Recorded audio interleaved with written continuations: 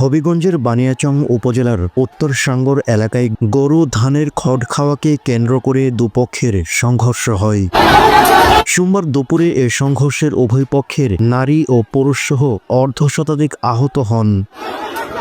খবর পেয়ে আইনশৃঙ্খলা রক্ষাকারী বাহিনী ঘটনাস্থলে গিয়ে পরিস্থিতি নিয়ন্ত্রণে আনে। ক্যাটাবিদ্ধ হয়ে গুরুতর আহত হয়ে বেশ কয়েকজনকে সিলেট ওসমানী মেডিকেল কলেজ হাসপাতাল এবং ঢাকা মেডিকেল কলেজ হাসপাতালে পাঠানো হয়। আহত অন্যান্যরা স্থানীয়ভাবে ও হবিগঞ্জ সদর হাসপাতালে চিকিৎসা নেন।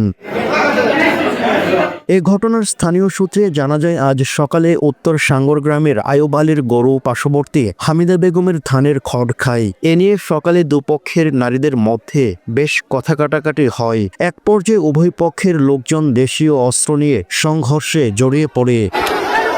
2 ঘণ্টাব্যাপী সংঘর্ষে উভয় পক্ষের নারী পুরুষ সহ অর্ধশতাধিক লোক আহত হন। আহতদের হবিগঞ্জ সদর হাসপাতালে নিয়ে আসলে কর্তব্যরত চিকিৎসক ক্যাটাবিদ্ধ অন্তত 15 জনকে সিলেট ও ঢাকায় রেফার করে। এদিকে বানিয়াচং থানার ভারপ্রাপ্ত কর্মকর্তা ওসি গোলাম মোস্তফা গণমাধ্যমকে বলেন, বর্তমানে পরিস্থিতি শান্ত রয়েছে, এলাকায় অতিরিক্ত পুলিশ মোতায়েন করা হয়। সুনীল চন্দ্র দাস, হবিগঞ্জ। Notícia.